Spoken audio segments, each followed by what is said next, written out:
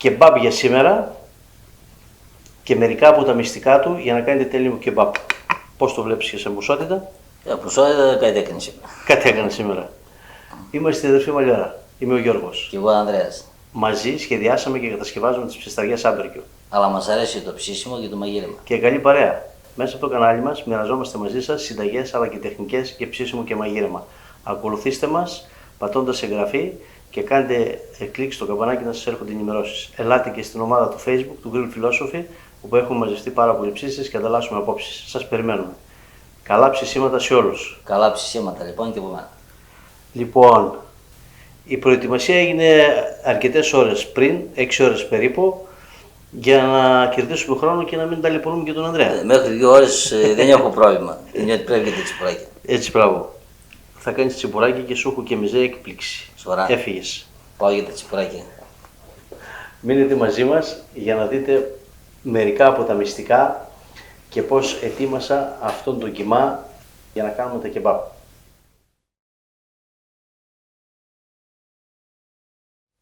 Πριν σας πω οτιδήποτε για το κεμπάπ, πάμε να δούμε τι μπαχαρικά θα χρησιμοποιήσουμε σε αυτό το κεμπάπ. Βέβαια, εδώ θέλω να τονίσω πως το κεμπάπ δεν το κάνουν τα μπαχαρικά. Τα μπαχαρικά θα δώσουν γεύση, γιατί έχουμε πάρα πολλές γεύσεις σε αυτό που λέμε κεμπάπ. Μία από αυτές είναι και αυτή που θα σας δείξουμε εμείς σήμερα και περισσότερο είναι δικιά μας έμπνευση και δικιά μας σύνθεση μετά από πολλή εμπειρία που έχουμε αποκτήσει, γιατί φτιάξαμε πάρα πολλά κεμπάπ. Δεν είναι το μοναδικό, ψάξτε στο κανάλι μας, θα βρείτε πάρα πολλά.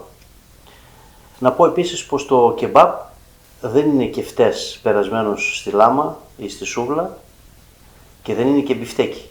Είναι πολλά περισσότερα, έχει τα μυστικά του για να γίνει ελαστικό, για να γίνει ζουμερό, για να γίνει γευστικό. Πάμε να τα δούμε ένα-ένα, ξεκινώντας από τα μπαχαρικά για αυτό το συγκεκριμένο κεμπάπ. Θα έχουμε περίπου μια ποσότητα 2 κιλών μαζί με το λίπος και τα μπαχαρικά θα έχω υπολογίσει στα 2 κιλά. Πάμε λοιπόν. Ξεκινάμε από το πιπέρι.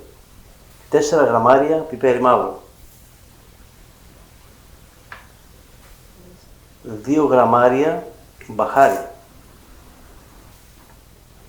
1 γραμμάριο αγριοκίμινο. Έχει πιο απαλό άρωμα. 3 γραμμάρια κόλιανδρο. Αυτά που είναι σε κόκκους θα τα χτυπήσω όλα μαζί να γίνουν σκόνη και μετά θα προσθέσουμε 2 ακόμα μπαχαρικά και το αλάτι. Έτοιμα τα πρώτα μας μπαχαρικά και θα προσθέσουμε μπούκοβο.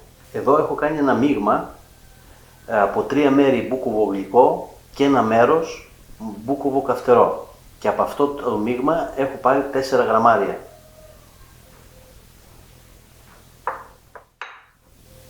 Και σουμάκ, 5 γραμμάρια. Και έχουμε και άλλα να προσθέσουμε μέσα και αλάτι 38 γραμμάρια. Για 2 κιλά περίπου που θα γίνει όλο το κεμπάπ.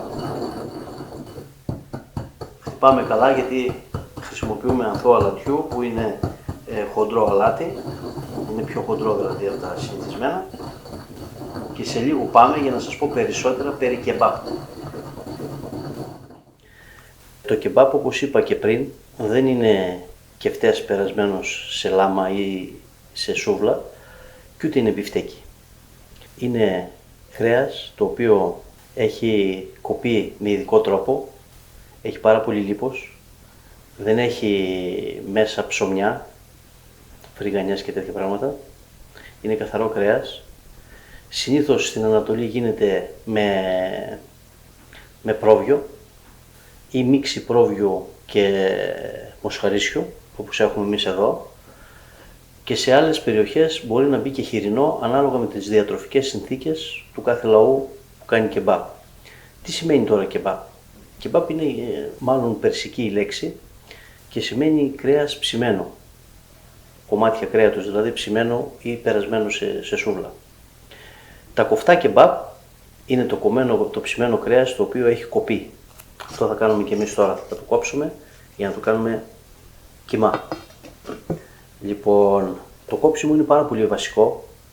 Με αυτόν τον τρόπο που θα σας δείξουμε τώρα για να το κόβετε, θα πάρετε την καλύτερη υφή που μπορείτε να πάρετε για το κεμπάπ, να είναι ελαστικό, να κολλάει καλά πάνω στη λάμα και να έχει πολύ καλό δάγκωμα.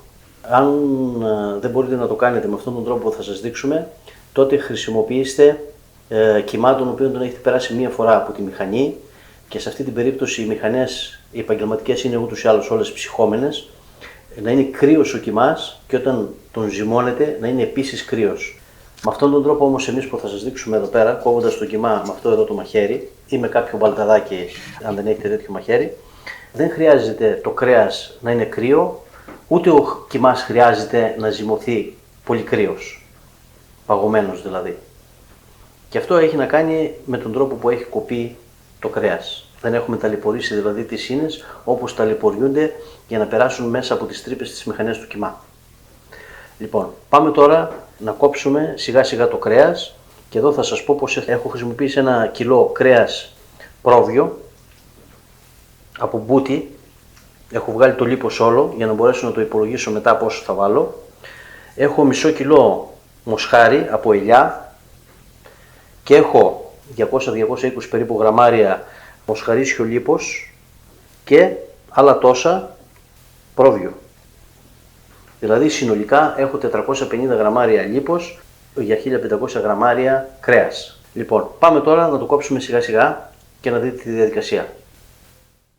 Λοιπόν, ξεκινάμε την επίπονη διαδικασία, αλλά για μένα είναι πάρα πολύ ευχάριστη, της προετοιμασίας του κρέατος και του κιμά. Ξεκινάω από το μοσχάρι. Θα κόψω πρώτα το μοσχαρίσιο κρέας σε μικρά κομμάτια και στη συνέχεια με αυτό το ειδικό μαχαίρι θα κόψουμε πολύ ψηλό το κρέας, θα το κάνουμε κιμά. Είπαμε, από εδώ βγήκε ο κεφτές, από το κοφτό κρέας. Πρέπει να είναι καλοακονισμένο το μαχαίρι. Μπορείτε να χρησιμοποιήσετε μπαλταδάκι ή μικρό τσεκουράκι και αυτό καλοακονισμένο, και παίρνετε μικρές ποσότητες κρέατος και τις κόβετε κατά αυτόν τον τρόπο, το λεγόμενο βάκισμα του κρέατος. Το λίπος θα το κόψουμε χωριστά και θα έχετε δοκιμάσει το καλύτερο κεμπάπ κόβοντας το με αυτόν τον τρόπο. Λοιπόν, με τον ίδιο τρόπο κόψτε χωριστά το λίπος και μετά, αφού το κόψετε, μπορείτε να το αναμίξετε με το υπόλοιπο κρέας και συνεχίστε με αυτόν τον τρόπο, κόβοντας μια ποσότητα κρέατος, μια ποσότητα λίπος και αναμίξτε τα μεταξύ τους, ώσπου να ολοκληρώσετε το κόψιμο. Όταν θα έχετε κόψει περίπου το 1 τρίτο της ποσότητας του κιμά και θα έχετε κόψει και λίγο λίπος μαζί και κρέας, να το φέρετε όλο εδώ στη μέση και να το κάνετε ένα κόψιμο ακόμα όλο μαζί. Και συνεχίζετε με τα υπόλοιπα. Έτσι θα ανακατευτεί και το λίπος και είπαμε θέλουμε καλό κόψιμο. Εδώ πέρα δεν είναι μπιφτέκι, φτιάχνουμε κεμπάπ. Θέλουμε καλό κόψιμο, θέλει υπομονή παιδιά. Εγώ ήδη έχω αρχίσει και υδρώνω, αλλά ούτε που κατάλαβα πως πέρασε τόση ώρα κόβοντας εδώ και είμαι στο 1 τρίτο περίπου.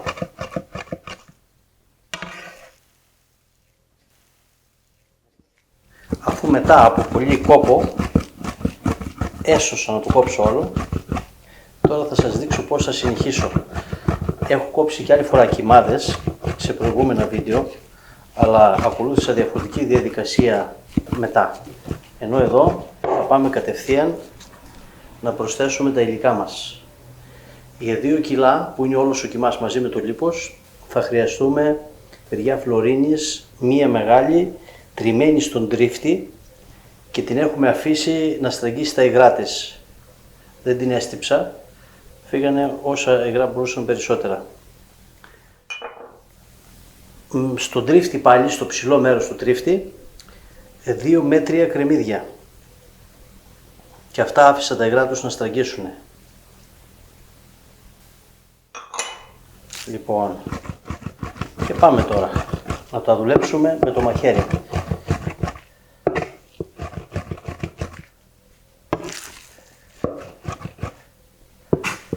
Θα βάλουμε και χέρι, αλλά αργότερα. Προς το παρόν θα δουλέψουμε με το μαχαίρι, γιατί συνεχίζεται το κρέας να τεμαχίζεται με αυτόν τον τρόπο. Και εδώ πέρα είπαμε δεν κάνουμε μπιφτέκια, αλλά κεμπάπ, που σημαίνει ότι το κρέας πρέπει να είναι καλά δουλεμένο, πολύ καλά κομμένο. Με αυτόν τον τρόπο που σας έδειξα δεν χρειάζεται ο κιμάς, επαναλαμβάνω, να είναι κρύος από το ψυγείο.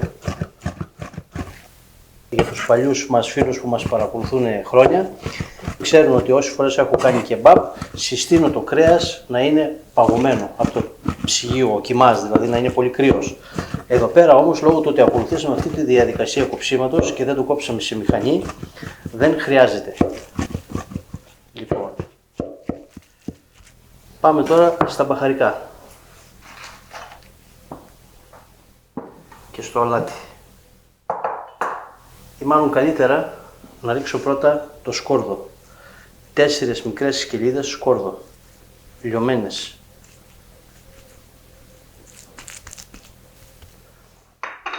Και μην χάνετε ευκαιρία, κάθε φορά που προσθέτετε κάτι, κάντε ένα κόψιμο. Θα δείτε στο τέλος τι υφή θα έχει αυτός ο κιμάς. Προσθέτουμε και ανακατεύουμε υλικά. Και στο τέλος θα δείτε πως θα τελειώσω το ζύμωμα και το ανακάτεμα του κιμά. Εδώ τώρα είμαστε έτοιμοι να αρχίσουμε να προσθέτουμε μπαχαρικά. Προσθέτουμε, ανακατεύουμε, κόβουμε. Φοβερά αρώματα. Μπορεί σε αυτό το σημείο, πριν αρχίσω να αναδιπλώνω τον κιμά, τον έχω δουλέψει αρκετή ώρα, κατά αυτόν τον τρόπο έχουν μπει όλα τα μπαχαρικά, να προσθέσουμε και λίγο νερό. Κρύο κατά προτίμηση αυτή τη φορά, δεν χρειάζεται να είναι ζεστό, βρύσες, ας είναι από το ψυγείο. Θέλει υγρασία το κεμπάπ. Θα δείτε, μπορεί να πάρει 50 ml ή και περισσότερο, θα δείτε την υφή. Θα σας δείξω τώρα για να καταλάβετε. Το θέλουμε να γίνει σαν λάσπη.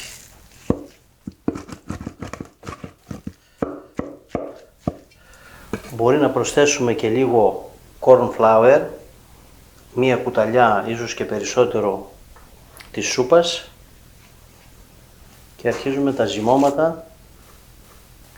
Αυτό το αλεύρι, το corn flour, θα συγκρατήσει περισσότερη υγρασία μέσα στη μάζα του κιμά. Και ζυμώστε κατά αυτόν τον τρόπο, αναδιπλώνοντας. Δουλέψτε το αρκετή ώρα.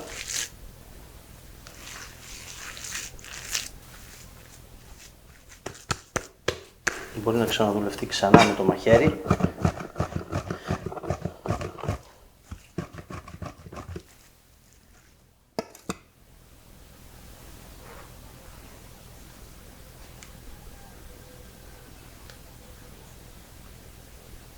Έχω βάλει 2 κουταλιές της σούπας corn flour.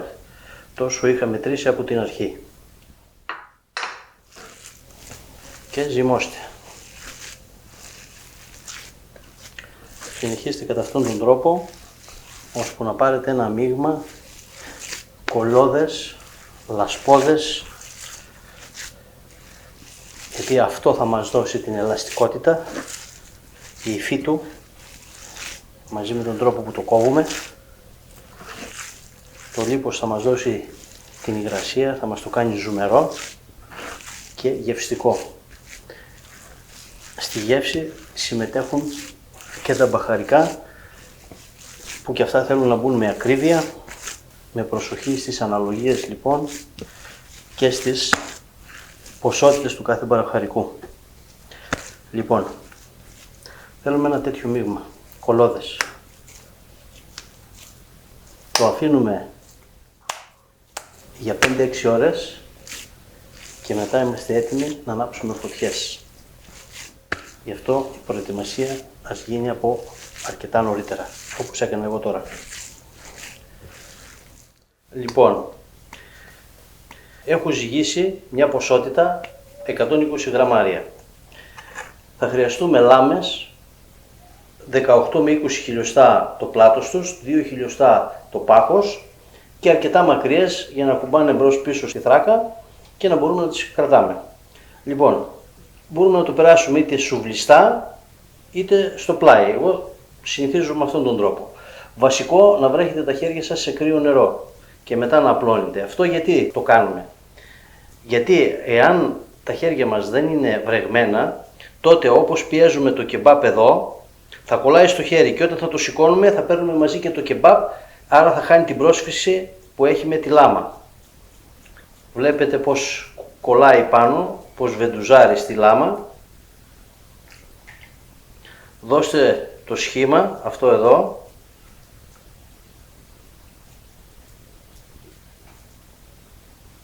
Πιέστε τις άκρες, αλλά έτσι όπως το έχουμε κάνει το κεμπάπ, όπως σας δείξαμε πριν, δεν έχουμε κανένα πρόβλημα. Το βλέπετε, είναι έτοιμο. Κατά τον ίδιο τρόπο θα κάνουμε και τα υπόλοιπα. Αυτό το έφτιαξα σχεδόν μία ώρα αφού ζύμωσα τον κεμά. Και κοιτάξτε το, πώς στέκεται πάνω. Λες και έχει κολληθεί με κόλλα. Πάμε να κάνουμε και τα υπόλοιπα και να ανάψουμε πρώτα τις φωτιές.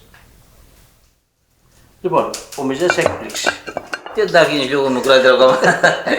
Τι τα γίνεις έτσι με φαίνονται πολλά. Γιατί τις τα φτιάξα, τι να πιέσει. Τι να πω. Κέρδα. Αμέσως την παρατήρηση. Λοιπόν, άντε γεια μας. Γεια σας παιδιά.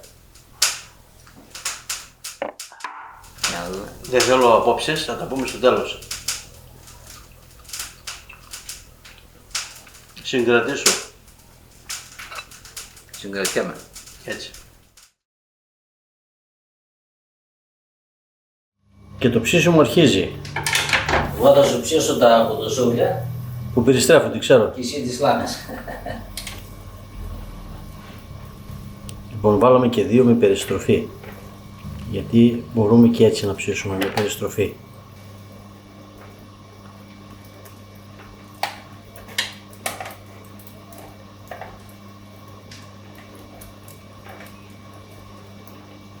Και φυσικά τα πρώτα γυρίσματα θα τα κάνουμε γρήγορα. Θα βάζουμε κοντά για να κερδίζουμε χώρο.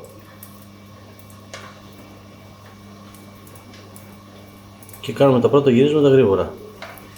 Και φυσικά θα ψήσουμε και ντομάτες με πιπεριές. Για να κερδίσουμε χώρο, εδώ που έχουμε την περιστροφή, βάλαμε τις λάμες και ανάμεσα. Καυτερές πράσινες πιπεριές, φλωρίνης κόκκινες και ντομάτες. Τα συνοδευτικά μας. Και φυσικά μην ξεχνάμε τα γυρίσματα. Είναι σημαντικό, το κεμπάπ θέλει πολλά γυρίσματα και δυνατή φωτιά.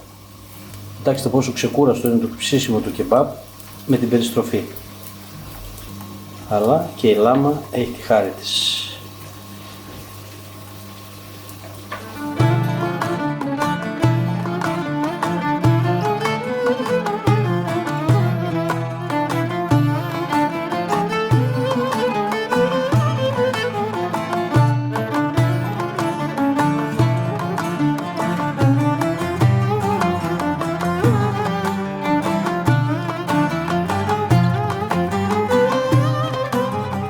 Γυρίζουμε και τις ντομάτες. Πρώτα, όπως είπαμε, τις ψήνουμε με το κομμένο μέρος προς τα πάνω.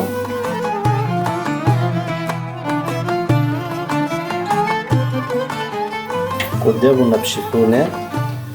Δεν θέλουμε πολύ ψήσιμο στο κεμπάπ, γιατί αλλιώς στεγνώνει.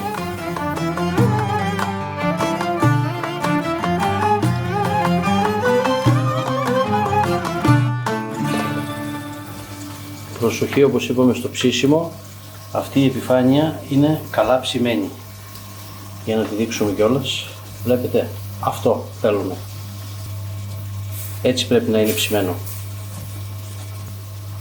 Όταν όλα γίνουν έτσι, τα βγάζουμε. Ψήνουμε και κυπριακές πιτούλες για το σερβίρισμα. Λοιπόν, είμαστε έτοιμοι. Θα σας σερβίρω πρώτα με κοβάση. Μας αρέσουν πάρα πολύ οι κυπριακές πίτες, γιατί μπορείς να σερβίρεις εύκολα. Εμένα μου αρέσει γιατί παίρνει πολύ. Είναι γεγονός. Παίρνει και πιο πολύ. Φτιάξαμε και μια ωραία σως. Δείτε πώς την κάναμε. Έχουμε 400 γραμμάρια στραγγιστό γιαούρτι. Ρίξαμε 2 κουταλιές γεμάτες της σούπας γάλα, πλήρες γάλα, για να ριώσει λίγο το γιαουρτάκι μας, να αποκτήσει αληφή. 2 κουταλιές της σούπας γεμάτες εξαιρετικό παρθένο ελαιόλαδο. Μία σκελίδα σκόρδο μεγάλη.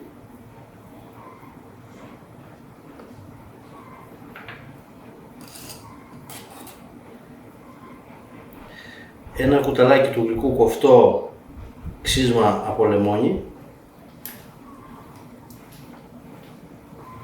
Ένα κουταλάκι του γλυκού κοφτό αλάτι. Και σουμάκ. Και τα χτυπάτε όλα αυτά να γίνουν ένα ομοιογενές μείγμα. Αυτή η συγκεκριμένη σως θέλω να είναι λίγο πιο πηχτή και να έχει περίπου αυτή την υφή. Και πόσα θες, ένα ή δύο? Τι, δύο παίρνει, άνει. Δύο θα σε βάλω, ρε μπαγάσα. Λοιπόν, εδώ πέρα όμως τώρα πάει και λίγο κρεμμυδάκι. Τσιμπίδα δεν έφερα, τα χέρια, εμείς τρώμε και με τα χέρια. Κρεμμυδάκι και μπούκοβο, 3 προς 1. 3 μέρη γλυκό μπούκοβο, 1 καυτερό. Και περιμένω. Εγώ θα το δοκιμάσω σκέτο.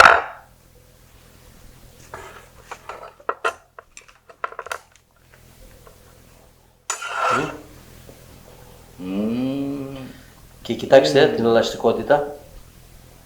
Βλέπετε. Τέλειο, Και θα το δοκιμάσω.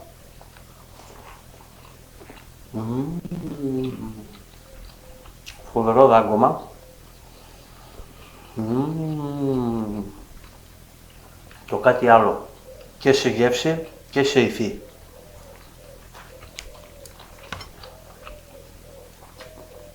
Είναι πιο τσιμερό. Ωραία. Εντάξει, πόσο ζουμερό είναι. Για να κάνω και εγώ τώρα αυτό, γιατί πιστεύω έτσι θα είναι ακόμα καλύτερο.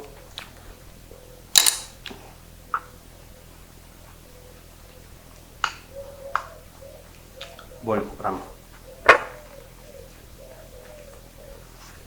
Βάλω τα κομμάτια. Κρεμμυδάκι. Μπούκοβο.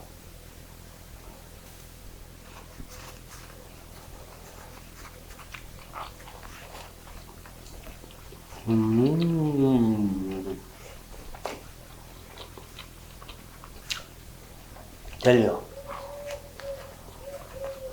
Πολύ γευστικό, Πάλι γέμισε εγώ,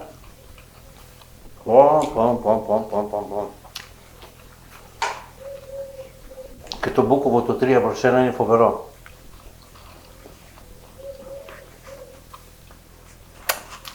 Υπάρχει και άλλος τρόπος σερβιρίσματος. Στο πιατάκι με διαφορετικές πιτούλες.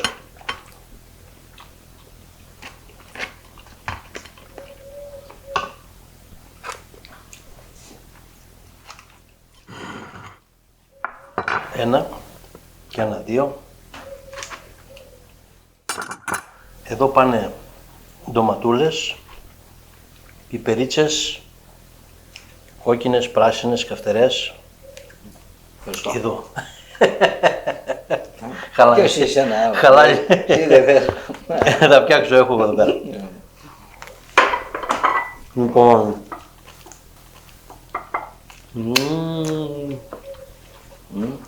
Βάλει γουρασάκι.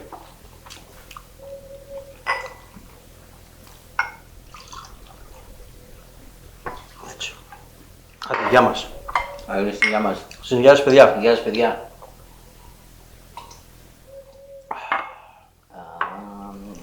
Μπράβο. Καλά ψησίματα σε όλους. Καλά ψησίματα και με καλή παρέα. Εμείς έχουμε αγώνα ακόμα.